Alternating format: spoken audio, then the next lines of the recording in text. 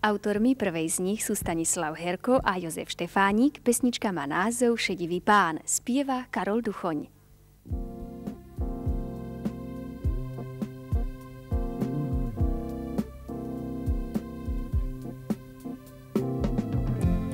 Kto je ten pán?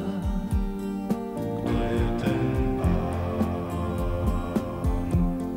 Šedivý pán.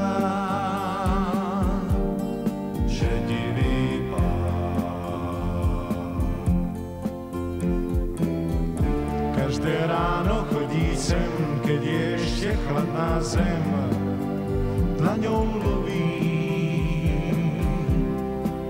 zobár nový.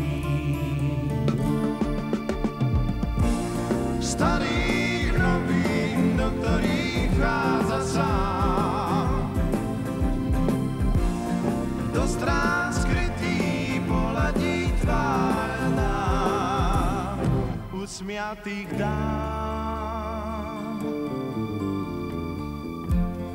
Kto je ten pán?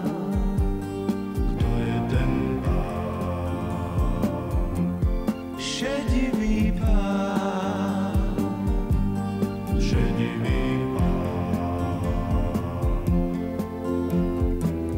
Slnko tasí zlatý meč, riedkadla sa vrlí preč z bledých novín, slováví.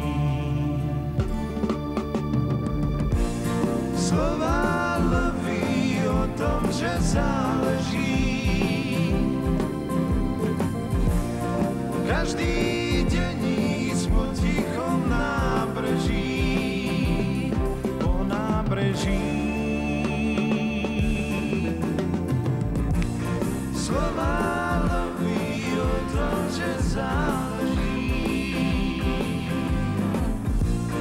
Každý